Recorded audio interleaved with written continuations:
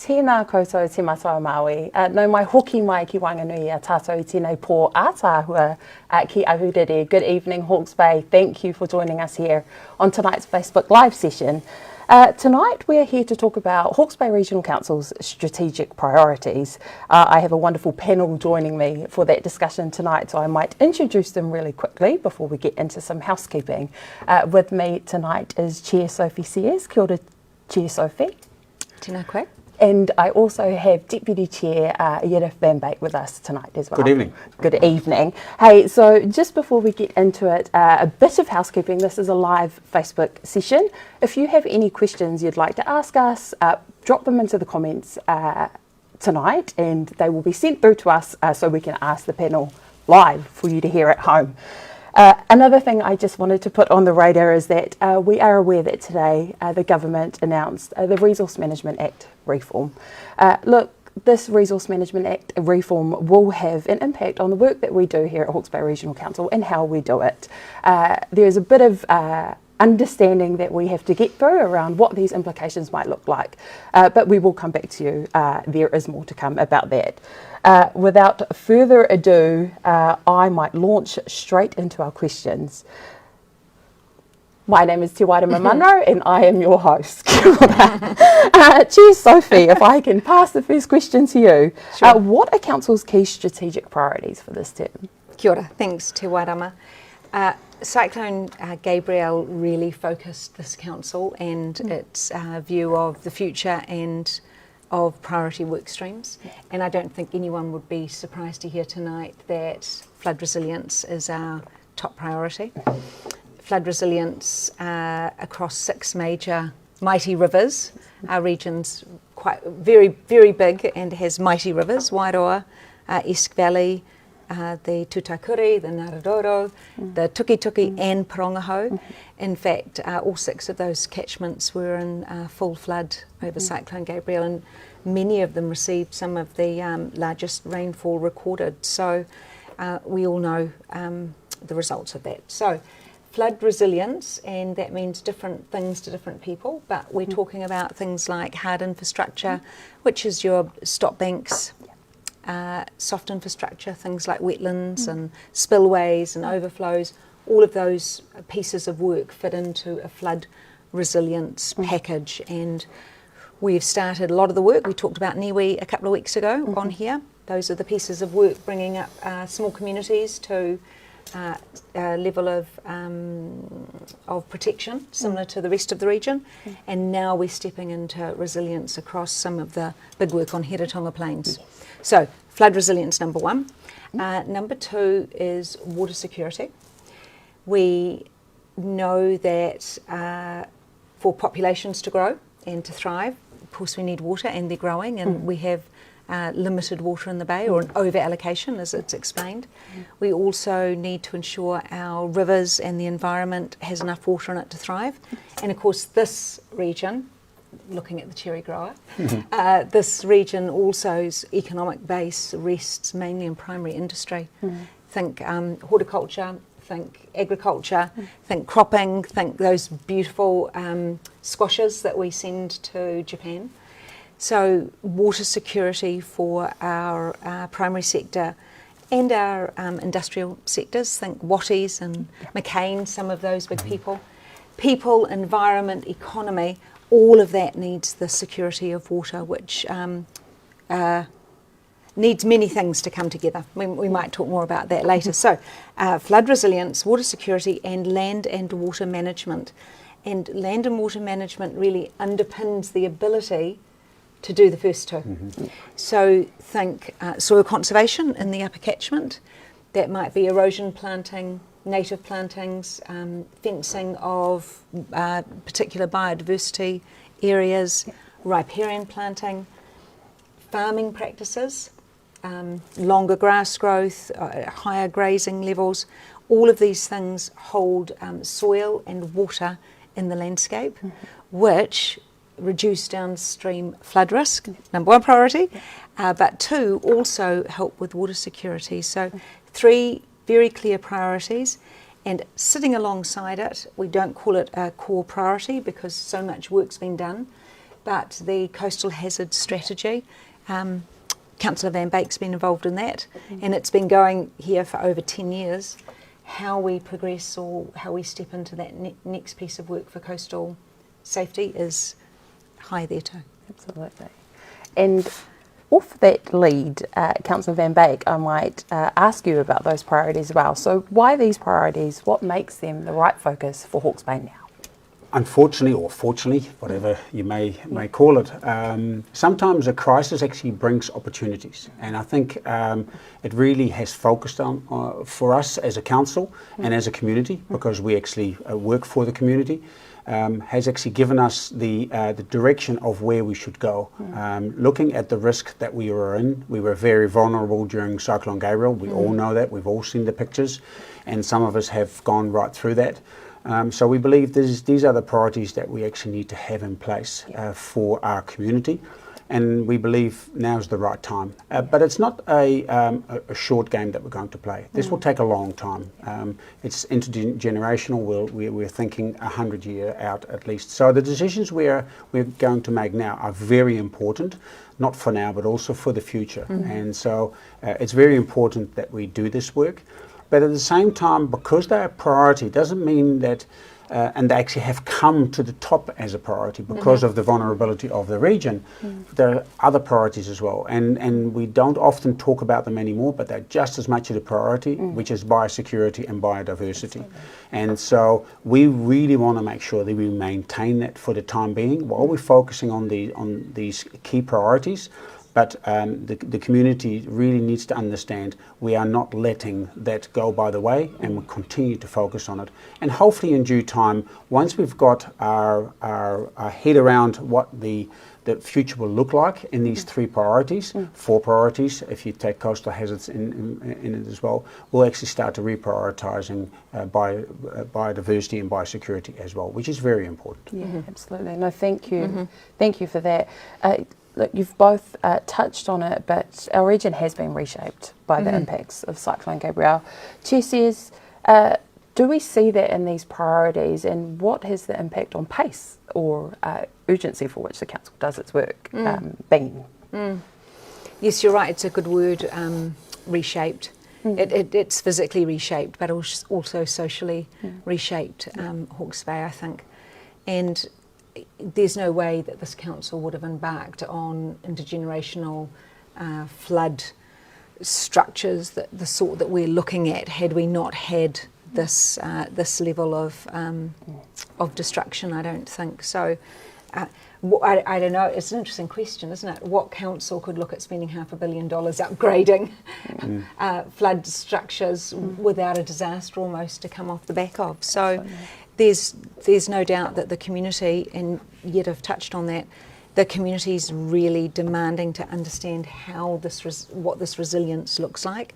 And it's not just about the physical structures of the flood systems, it's about the emergency management, it's about community understanding, it's about SEDM response, it's about rural security. I live at Waimarama, and we've built our resilience there with a number of containers and enough food and water for a week, satellite links, etc., etc. So I think Cyclone Gabriel turned the dial on communities' relationship to resilience and what that means. And we often say in council, and it comes out of understanding emergencies or crisis, that feeling lasts about 7 years, and then people start to forget. So you really need to act within that time to carry through on the impetus. That's when you get your most buy-in in terms of community willingness to contribute money, time, effort, etc., etc. Yeah,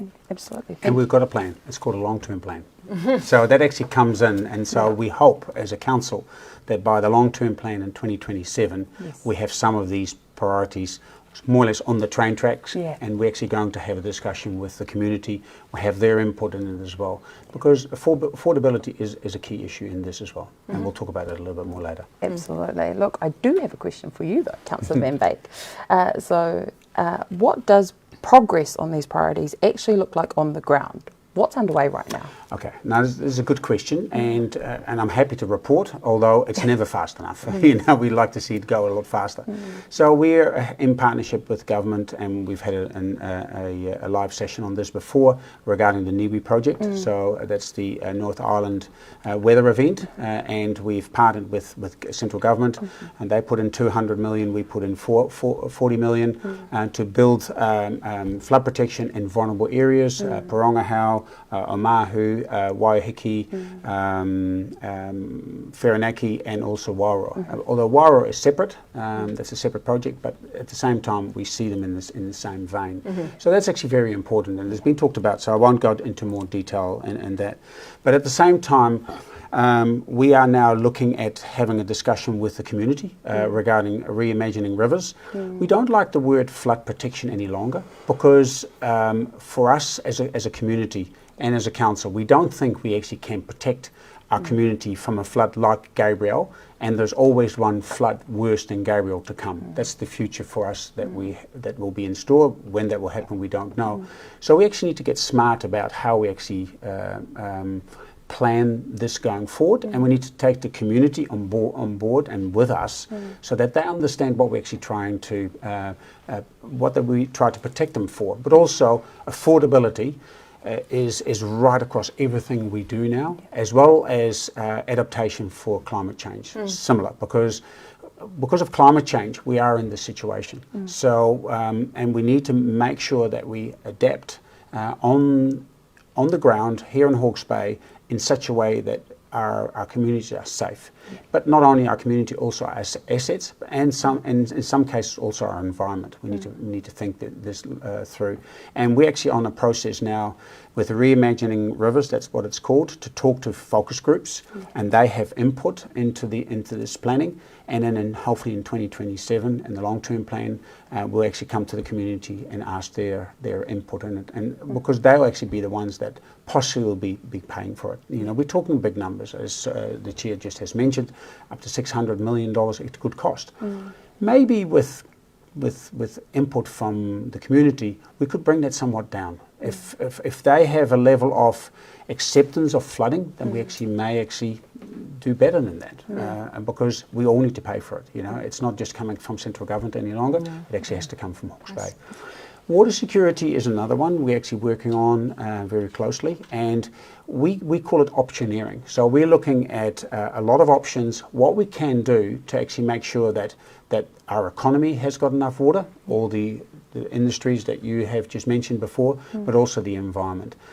One thing that I like to point out is we actually have a pilot in St. Twyford where I'm the chair of the irrigator group. We've actually globalised. So we've put all the consents together. It's called globalisation. We've done it in partnership with this council, and we actually now are hoping to actually roll it out right across the Heretaunga Plains, and so that actually all water users will actually share the water they have got. And with that, we actually can do more with less water. That is the whole concept about it. But most of all, what it actually will bring to the table, it actually gives water security. There is always enough water for all those who actually are part of that globalisation framework. At times we may actually be restricted, but at least we won't be cut off. The worst thing is when someone cannot actually irrigate when it's critical for them. We may have to reduce to 90 or to 80%, but trees, human beings, livestock, we all can do with less water, but we can't do without water. And that's actually what we're trying to protect. And I think the growing community, the horticulture community and the farming community already are understanding what this actually means for them, will mean for them. So that's something which will really be driving hard, together with our growing community. Yeah, absolutely. Hey, thank you for that. And that's really important context for our communities to understand alongside us. There's important work going. Look, if I can just remind anyone who's joined us partway through this live session, if you have any questions, feel free to drop them into the comment section. We are joined tonight by Chair Sophie and Deputy Chair Jerf and Beek, and we are discussing Council's strategic priorities, particularly flood resilience, water security and land and water management. Look, I've got a slightly tongue-in-cheek question for you, Chair Sophie. We sometimes hear that councils mean well but take too long to get things done. Will this sharper set of priorities help keep the mahi clear and action driven? It's a good question on the back of today's RMA announcements. I said last week at a political gathering, you don't want to confuse Hawke's Bay Regional Council with the RMA. We're not the RMA. We certainly are the ones that have to deliver it. But there's no doubt the RMA has made things incredibly slow, and has it at the same time really protected the environment sometimes, but not always. So we're very hopeful that these new reforms will offer a faster pathway, but of course we're waiting to see where that sits in terms of protection of the environment. In terms of speed, it is easy to forget there was 35 kilometres of broken stop bank, is that right? 35? Yeah. 35 kilometres of broken stop bank after Cyclone Gabrielle, and that this organisation completed repairs of those in record time. We stood up 13 individual pods that repaired that, which has been recognised around New Zealand. So we can be fast. Interestingly enough, that was under an OIC, which is an order in council, which meant we didn't need to go through RMA consenting processes. Maybe that's where your answer is. That's where the answer is. So yeah, we always want things faster. In terms of what Jerf's speaking about in reimagining rivers, this big project, half $500 million, we do need to move with pace, because the resilience matters, and we need to make absolutely sure we've got not only the technical engineering side right, but that the social side, that the community want to pay this amount of money for this type of work. It may be that they want to invest more in emergency management instead, and are prepared to take higher levels of flooding in certain areas. We don't know, but we're right in the middle of stakeholder group discussions about that. And I think I will make a comment on these proposals, even though we've said we'll be coming back to those later. But I want to make the point, we're talking about our annual plan, we're talking about our long-term plan for 2027. There is a misunderstanding that Regional Council will somehow disappear in the next week. That's not the case. Regional Council is staying where it is. Who will be governing that? If regional councillors will be here in the short or long term, we don't know. But what we do know is that this council will deliver the annual plan, stuff we're talking about, and probably the long-term plan, which will be adopted in 2027. Who takes over that work stream, we don't know, but there is no proposal from government that the work we are doing right now will stop. It's only about who will be managing it and governing it. So I want to give the community confidence, really, that the work we are engaged in and the flood resilience work is full steam ahead. And until there is some actual clarity and decision made by government on what happens, this is just a proposal. This council and these councillors, we won't be slowing down or letting the community down on the work we know they want done. Yeah, absolutely. We're definitely saying it's work. It's business as usual, and possibly maybe even better, because it seems that we're actually going to pass this on to other parties.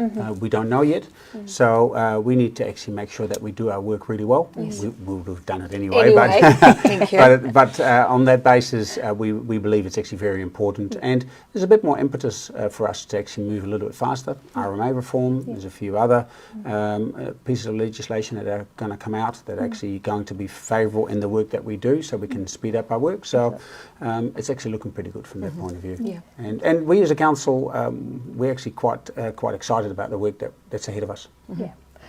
If I can keep you there, Nelly, and I think we might have a great opportunity to help our communities understand some of the processes that we go through. So Chair Siers, I might direct the question to you, but there might be some input from you as well, Councillor Van Beek. Can you tell us about the process? So we're talking tonight about setting priorities. How do you decide where the focus goes? What does the council do in setting strategic priorities for a council? For a council, we've touched on it a little bit. We have councils have cycles, so you have an annual plan where you will refocus your attention, reset your priorities and reset your budgets. But those annual plans come out of your 10-year plan that's been set and refreshed every 3 years. And that 10-year plan looks at your asset management, your strategic priorities, your deliverables over 10 years. So we've come back together into the new triennium, looked at our focus from last last annual plan, sitting as the third year of our 10-year plan. That's complicated, I won't go more into that right now. And reaffirm that those 3 priorities still are the right ones. Tick, the government announcement was made, we came back together again.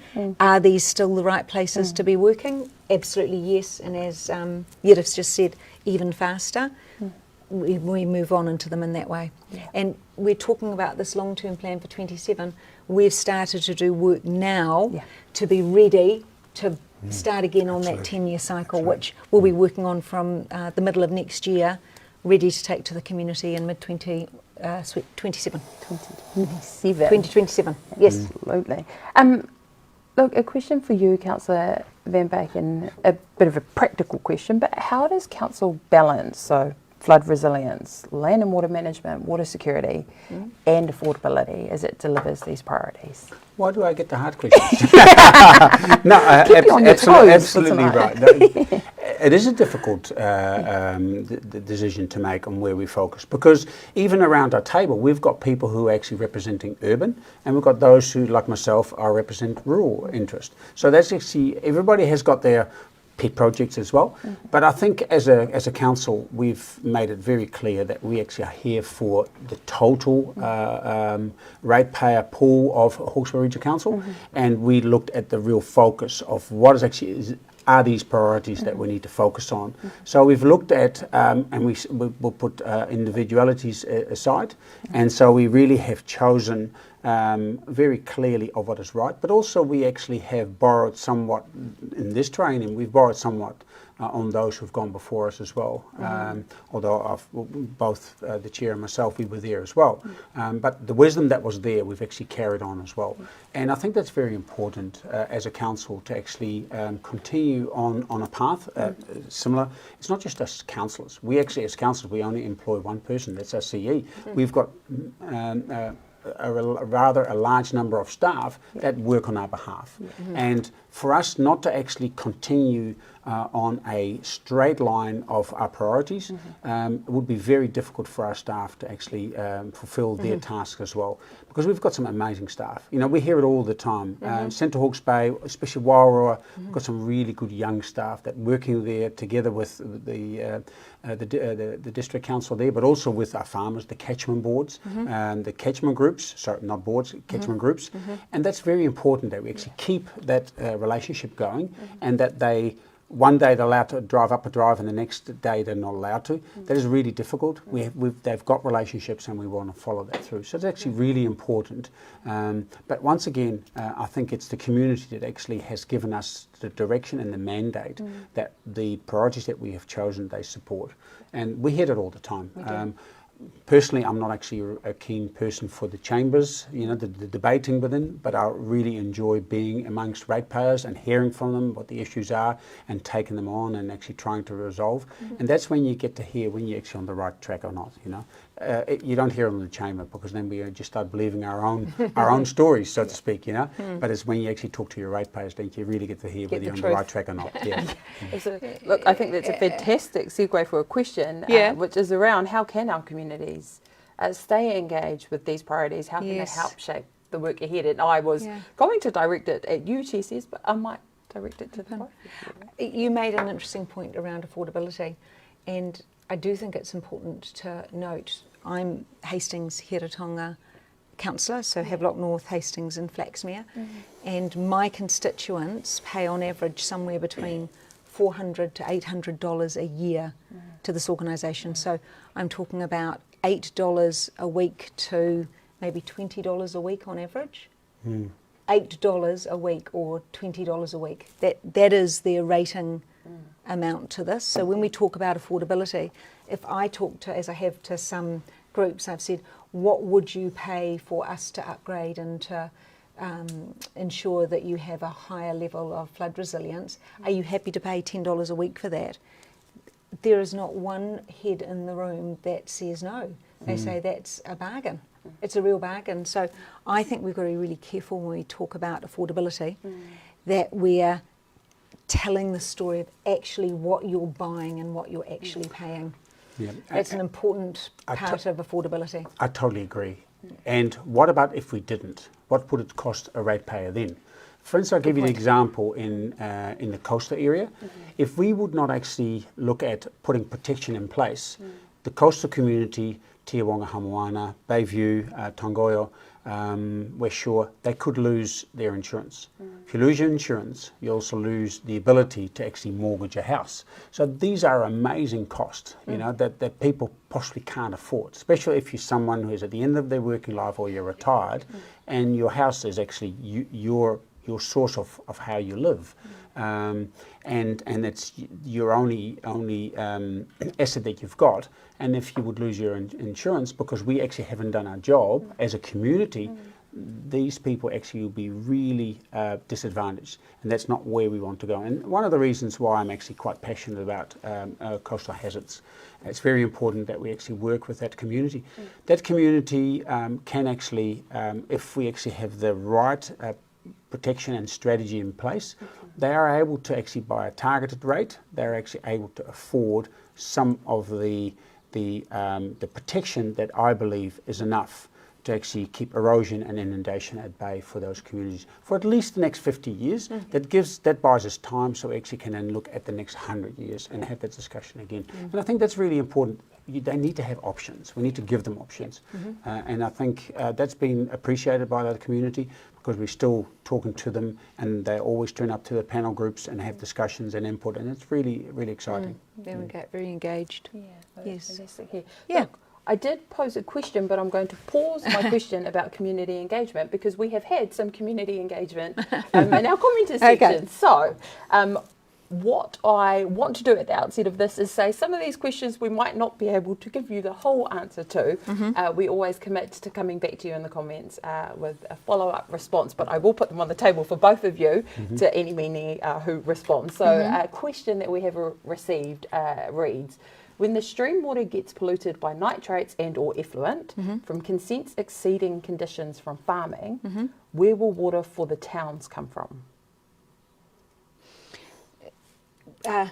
Town water. Town water is from the aquifer. Yeah, so we actually have Napier, Hastings, Central Hawke's Bay, Warra, but predominantly in Hastings we actually have rather deep wells, so they actually come from the aquifer, not taken from direct streams, and they are vigorously monitored. And of course, with what happened in Havelock North, we now actually have policy in place, and that's not actually our beef, that actually is the district councils who are dealing with this. Water needs to be treated. So if it's part of a scheme, one single house is okay, two houses, straight away it's seen as a community scheme, and therefore needs to be treated. In case of the stream that's polluted by someone who's holding a consent, that actually is then becomes an issue for Hawkesbury Region Council consenting team, and we have compliance, and we take this very serious, because once again it's our community that needs to help us to make sure that we have water security, and that we have clean water available for the community, for the environment and the community as well. So we actually take this very serious when pollution goes on, and we've got a pollution hotline that can be rung, and we take this serious, and they're well resourced to respond. To and respond. they really do respond. They do. They Yes. do. Yes. Amazing. Hey, thank you for that. A second question we have received is, can we envisage breaks being created in stop banks around State Highway 50 so that rural farmland can take the overloaded floodwaters to spread out rather than the narrow pipeline to the sea? It's this is a very live conversation in our reimagining rivers. Okay. So that may not, I don't think breaks is quite the right word, but spillways, overflow areas, exactly what's being described there, and that's exactly the conversation going on in the stakeholder reference groups right now. Is that something that the community sees as acceptable? Is that something that pastoral farmers or people who own that land see as acceptable?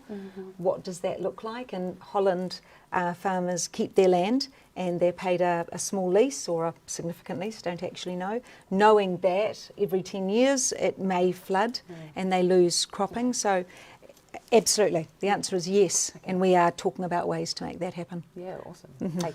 Yeah, and that also will mean, as explained, I think if we have spillways, so we have managed controlled flooding, so that's the key issue that we had with Cyclone, Yeah. with the Cyclone Gabrielle. We had flooding, and we didn't know where it was going to flood. There was no control. We actually hoping when flooding will happen, and I believe honestly that we actually have to learn to live with flooding, but it's managed flooding. So where that goes, and I think if we then protect assets or community, then I believe that comes at a cost for those who are being flooded, and we actually need to make reparation. That's actually very important. And although I'm a Kiwi now, as you can hear, I've got a funny accent.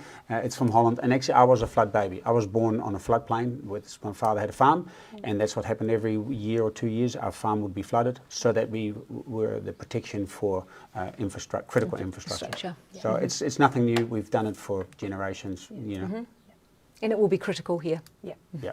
Absolutely. Hey, and look, again, great segue. Local knowledge, how it comes to the table, how we engage with our communities to, keep our communities engaged with these priorities, but how our communities help to shape the work ahead. I think that's something that I'd really love to hear about from the both of you. What does and how do we keep our communities engaged in the work that is still to come? Yeah. Well, we've just referenced it. We've gone out. This is the first time we've run this type of process. So rather than going to the community and saying, here's a whole designed scheme with flood spillways and this and that, do you want it or don't you? We haven't done that work. We've created stakeholder reference groups. Anyone could sign up online to join them, and we've taken everybody who signed up. We have two, one for Upper Tukituki and one for Heretatonga Plains. And over the next 6 months, they meet every month. They go through the information. They've been on bus trips. They've looked at the land exactly as this question. They've said, what do you think about us creating spillway area into farmland, etc., etc. And that's how the community can stay really close to it. And those stakeholder groups will feed back to us what they think the future of resilience looks like. Yeah. And there's actually more to add to this, and that's we actually also doing much work with Tangata Whenua. So with our PSGs, they're involved. So in our technical advisory group, we have Nikki, which is the Ngāti Kananunu, and their Taio group are part of that as well. So they are right there with us and giving us advice. So there's a lot of knowledge in this space, Mataranga Māori, and we have agreed that we take that into consideration seriously as one of the pillars on how we actually look at how flood protection will work. So the community, and especially those who actually got many millennia of history in this space, will actually add to the story as well, and the solutions that we'll come up with. So that's actually very important that we haven't talked about much, but I think it's very important. I'm glad you added that, because you're right, it's critical to us. Yeah, no, that's fantastic. Look, if I could reach out to our community one more time, this is your final call if you have any questions for us. We are coming up to wrap up, but we've heard it here tonight. Priorities, flood resilience, land and water management, water security. Yes. Sit in and amongst a broad range of things that Hawke's Bay Regional Council does. A final question to the both of you. When you think about these priorities and the mahi ahead, what keeps you awake at night and what gives you hope? Everything keeps me awake.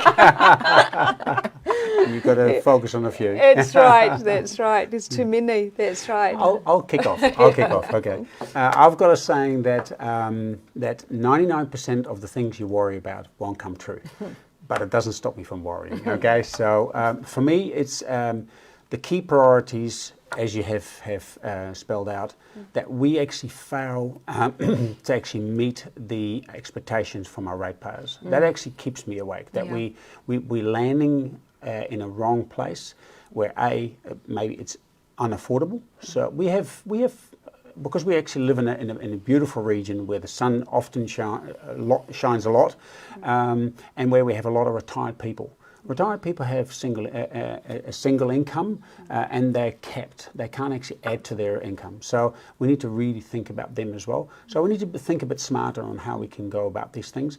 And we, as a regional council, we actually are blessed with some investments. We've got an ownership in the port, and I think we just need to be a little bit smarter on how we actually can make that investment work, so we actually don't have to overburden our current ratepayers, but also our future ratepayers, our grandchildren. So for us, for me, it is, if we can't meet the expectations of our ratepayers, that's the ratepayer, and that's my main concern, and especially those who've actually gone through the cyclone.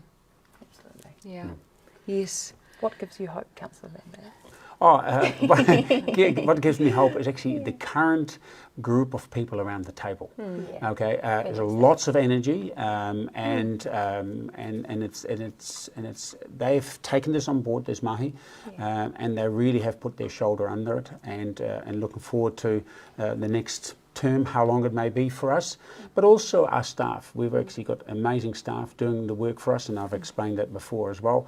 Together, even when things are a bit tough, we will get through this, and we'll work hard to actually make sure that when we look back, we can say we actually left this place more resilient than when we entered it as councillors, and that's really gives me a lot of hope. Thank you for that. Thank you. Well, you should finish. It was very good. I worry in this reform that we won't have a long enough runway to set this work up really well. With work streams and funding. That worries me a lot, because I don't see that the proposal puts in place a good structure to make sure this region-wide, catchment-wide flood resilience, water security, land management as a priority for this regional restructure, and I think it should be. What gives me hope? Well, you only had to see how people responded after the cyclone, and the kindness and the resilience and the generosity, and it's still going on. We know that, so that always gives you hope. In fact, the worst times, you really often see the best in people, so we've seen extraordinary things, haven't we? And I've experienced it myself. Yourself, yes. Yeah. Yes, I have too. 2011, that's right. Yeah. Before I wrap up tonight's discussion, was there anything you wanted to add? Were there any kind of closing messages or things sitting on your chest as burning questions? I've done a lot of talking. No, it's right. It's been a pleasure. Been a pleasure. And I think that's what the chair and myself really wanted to do, is actually we want to get out there. As I said, I don't like the chambers and the debating much, but I do like actually going out there. And I really would encourage those who are watching to make sure to invite us to their community and ask questions, and that maybe over a beer or a cup of tea or a coffee, whatever it is, we don't mind, or a good glass of clean water. We will come and we can talk, and we actually encourage our fellow councillors to do exactly the same, because we need to be out there in the community, hearing what the issues are, and so we can actually work on their behalf. Yes, absolutely. Yeah. Nice closing. Thank you. Hey, look, you heard it here. Our councillors, our chair, want to be out in the community. One reminder from me to you is if you head to hbrc.govt.nz, our website, we have an engagement platform called the Community Conversations Hub. So it has lots of information and links to some of these priorities that we've spoken to tonight. It's a way that you can reach us, you can follow our updates, you can sign up for information to be sent out to you. Look, you've heard it straight from the source, and I just want to thank you, Chair Sophie, for engaging in this discussion with me tonight. Also to you, Deputy Chair Jerf Van Beek. I think these conversations are really important for our communities to be able to engage in and hear directly from you the things that are really important for us. So without further ado, community, Te Matawa Māui Hawke's Bay, thank you for joining us here tonight. Enjoy your evening. Pō Marie. Pō Marie. Thank you. Good evening.